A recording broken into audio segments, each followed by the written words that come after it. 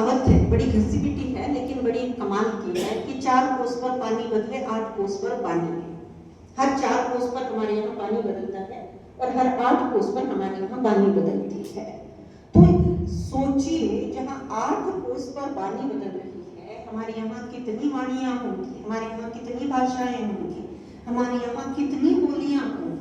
और हर भाषा, हर बोली अपने आप में एक समूची संस्कृति है।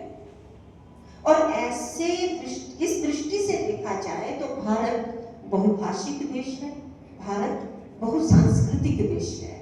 और ये विशेषता आपको भारत के अलावा अन्यत्र कहीं नहीं मिलेगी। यहाँ पर समाज बहुत अलग अलग है, सामाजिक मान्यताएं बहुत अलग अलग है। यहाँ पर संस्कृतियां असीम हैं, यहाँ पर धर्म अनगिनत है, यहाँ पर पंथ अनगिनत है, यहाँ पर जातियां अनगिनत है, यहाँ की आध्यात्मिक मान्यताएं अनगिनत है, यहाँ के दर्शन की मान्यताएं अनगिनत है, यहाँ की आर्थिक स्थितियां जैसी महाराष्ट्र की है वैसे दिल्ली की नहीं है, जैसे दिल्ली की है वैसे गुजरात की नहीं है, वैसे राजस्थान की नहीं है, उधर दक्षिण की नहीं है। आर्थिक स्थितियां अलग अलग है और इन सबका एकत्रित रूप साहित्य है। तो जो कुछ आपको देखना है, चाहे समाज को लेकर, संस्कृति को लेकर, धर्म, अध्यात्म, दर्शन, सामाजिक सांस्कृतिक मान्यताएं, रूढ़ी परंपराएं, प्रथाएं, लोग, आर्थिक स्थितियां, बहुत बहुत सारी चीजें, उनको अगर आपको एकत्रित रूप में देखना है तो वो साहित्य में देख सकते हैं। तो इसके वातावरण में हम कहेंगे कि यहाँ भाषा अलग है, यहाँ की भाषा अलग है, इनकी मान्यताएं अलग है, इनकी मान्यताएं अलग है। लेकिन इतनी अलग अलग भाषाएं, इतनी अलग अलग बोलियां, इतने अलग अलग संस्कार, इतनी अलग अलग संस्कृतियां, इसके बावजूद जो कश्मीर का व्यक्ति सोच रहा है, हजारों मील दूर कन्याकुमारी में बैठा हुआ व्यक्ति भी वही सोच रहा है। इधर गुजरात में जो व्यक्ति सोच रहा है, जिस तरह की उसकी मनोधारणाएं हैं, वही सब उधर मिजोरम में बैठा हुआ व्यक्ति भी सोच रहा है। ये जो एक सूत्र है, ये जो एक तत्व है कि जो अलग अलग लिबास, अलग अलग भेष, अलग अलग खान पान, अलग अलग भाषाएं, रीति रिवाज, संस्कृतियों के बावजूद इन बाह्य चीजों को हटाने के बाद जो एक बहुत खालिस, खाटी, विशुद्ध भारतीयत्व बचता है, उस भारतीयत्व से सराबोर जो साहित्य है, उस साहित्य को हम भारतीय साहित्य कह सकते हैं। लिख कौन रहा है ये मुद्दा ही नहीं है। लिख भारत के जिस किसी कोने में बैठा व्यक्ति रहा हो, वो जब भी लिखेगा, जब भी बोलेगा, उसके मनोभाव उसके ठीक विपरीत दिशा में कहीं बैठे हुए व्यक्ति के साथ 100% मेल खाएंगे। ये जो एक स्वभाव है, ये जो एक प्रकृति है, इस एक प्रकृति से सना हुआ साहित्य भारतीय साहित्य है और ये इसका मूल स्वरूप है। अब इसकी विशेषताओं की चर्चा करें, कई लंबा चौड़ा इस पर 5-5 घंटे का व्याख्यान नॉर्मली मैं देती रही हूँ। समेटने की भी बात करूं तो ये कह सकते हैं कि देखिए, उधर आप भारत की किसी भी मुख्य भाषा को उठा के देखिए, भारत की किसी भी बोली को उठा के देखिए, सबका जन्म काल लगभग एक है। अब इसके पीछे के कारण आपको समाज मनोविज्ञान में तलाशने पड़ेंगे, समाजशास्त्र में तलाशने पड़ेंगे, साहित्य के समाजशास्त्र में तलाशने पड़ेंगे कि जिस समय तमिल उत्पन्न होती है, लगभग उसी समय संस्कृत उत्पन्न होती है। एक ही भारतीय भाषा इसके लिए केवल अपवाद है और वो है उर्दू। उसके आगमन का इतिहास पर्शियन से जुड़ा हुआ है, हिंदुस्तानी से जुड़ा हुआ है, मुस्लिमों के आक्रमण के बाद से जुड़ा हुआ है। इसीलिए उर्दू सबसे नई जन्मी हुई भाषा है।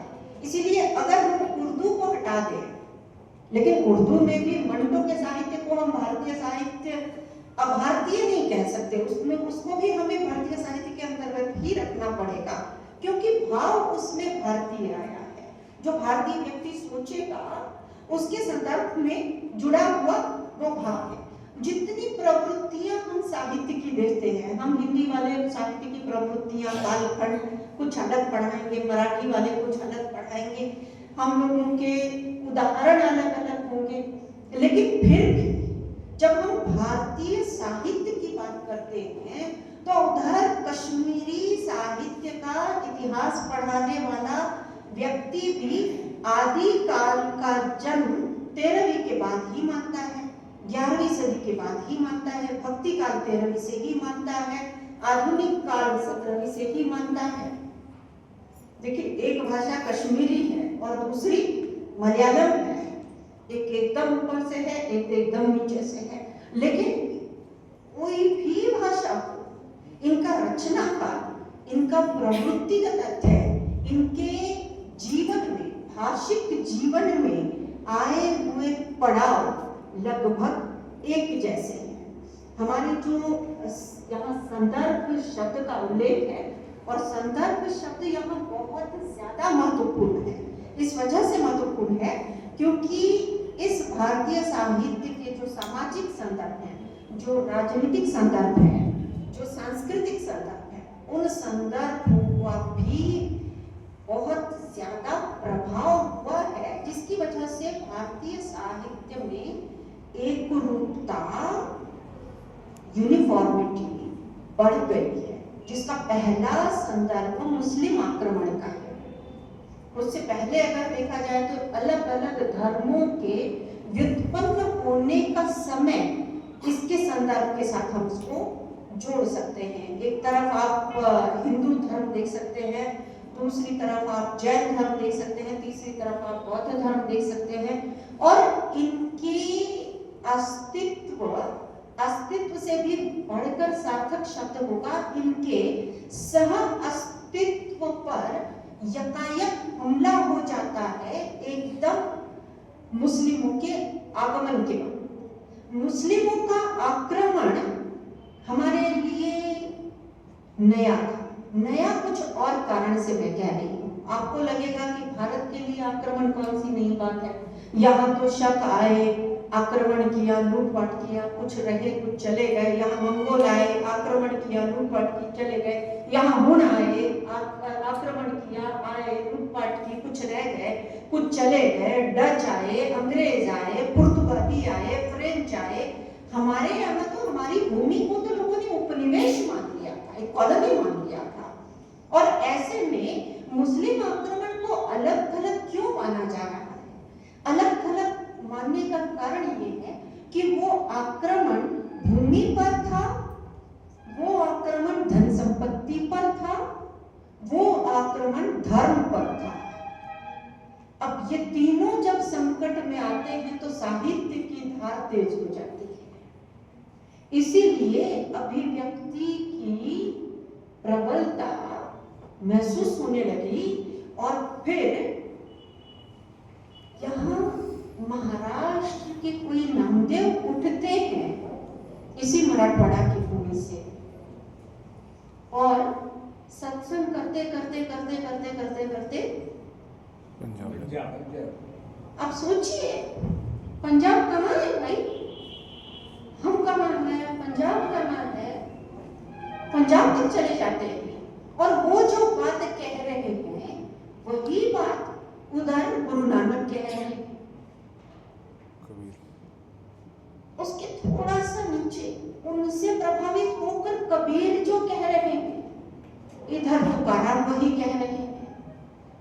हमारे नामदेव कहते हैं कि जत्र जाऊं तत्र विठल। अब जैसे टूटी फूटी हिंदी आती है, मराठवाड़ा का आदमी है, जैसे टूटी फूटी हिंदी सत्संग करते करते यात्रा में जितनी जैसी हिंदी सीखी है, उस हिंदी में अपने आप को अभिव्यक्त कर रहा है, है, विठल विठल कह रहा है, जत्र जाऊं तत्र विठल। और उधर कबीर कहते हैं, लाली मेरे लाल की जित देखूं तित लाल। लाली देखने मैं गई, मैं भी हो गई लाल। जो दो लोग ना इनकी भाषा एक दूसरे को पता, कबीर उधर शब्द लिखते हैं, तुकाराम इधर अमागरी शब्दावली से धनी कहते हैं। कबीर उधर पर्यावरण की चिंता करते हैं, तुकाराम इधर वृक्षवल्ली अम्मा सोएरे कहते हैं। मीराबाई उधर कहती है कि पग घुंघरू बांध मीरा नाची रे, महलों में पली बन की जोगन चली मीरा रानी। कारण वो जो लगन, वो जो पागलपन। इधर महाराष्ट्र की जनाबाई कहती है, डोईचा पदराला कांद्यावरी भरल्या बाजारी जाईन। जानते हैं क्या ये लोग एक दूसरे को? नहीं जानते। ये लोग एक दूसरे को नहीं जानते, ये लोग एक दूसरे से मिले नहीं, इन लोगों ने कोई चर्चा एक दूसरे के साथ की नहीं। ना इनके जन्म की सामाजिक परिस्थिति एक जैसी, ना राजनीतिक परिस्थिति एक जैसी, ना आर्थिक परिस्थिति एक जैसी, ना धार्मिक परिस्थिति एक जैसी, पर भाव एक जैसा। भाव पूरी तरह से एक जैसा। अब देखिए ये जो बात है, उधर हमारा बहुत विस्तार की चर्चा है। भारतीय साहित्य कोई छोटा मोटा विषय है नहीं। ये जो जागरण है, उधर जगतगुरु आदि शंकराचार्य जो बात कह रहे हैं और बता रहे हैं अद्वैतवाद। अब मतलब देखिए, कहते हैं कि हिंदू धर्म विनाश की कगार पे पहुंच गया और वहां से उसको जगतगुरु आदि शंकराचार्य लौटा लाए। वहां वो कहते हैं कि ब्रह्मम सत्य जगन मिथ्या, और एकदम सुदूर दक्षिण में रामानंद उसी भाव भूमि को आगे बढ़ाते हैं। अब कहां कश्मीर में बैठकर चिंतन करने वाले, एक टीले पर एक मंदिर में बैठकर चिंतन करने वाले जगतगुरु आदि शंकराचार्य, जो चिंतन के लिए उससे भी ऊपर केदारनाथ धाम जाते हैं, और वहां से वो जो बात कह रहे हैं एकदम नीचे वही बात रामानंद के द्वारा अभिव्यक्त हो रही है। आगे चलकर विशिष्ट अद्वैतवाद में रामानुजाचार्य जो कह रहे हैं, एको हम बहुश्याम में एक हूँ लेकिन अलग अलग रूपों में प्रकट हो जाता हूँ। अध्यात्म का संदर्भ में बता रही हूँ, आप समझ गए होंगे। वही बात सामने आ रही है। एक तरफ सगुण की धारा चलाई जाती है सिर्फ लोक विश्वास के लिए, दूसरी तरफ निर्गुण चलाया जाता है ज्ञान जागृति के लिए, और समांतर रूप से सारे देश में पूर्व पश्चिम उत्तर दक्षिण में फैले हुए सारे संत महात्मा ज्ञानी, जिनका एक दूसरे से कोई संबंध नहीं है, ऐसे लोग इस सगुण निर्गुण को चला रहे हैं। एक तरफ बौद्ध धर्म है, बौद्ध दर्शन है, वो श्रीलंका तक चला जाता है संघमित्रा की वजह से, मात्र 11 भिक्षुणियों की वजह से।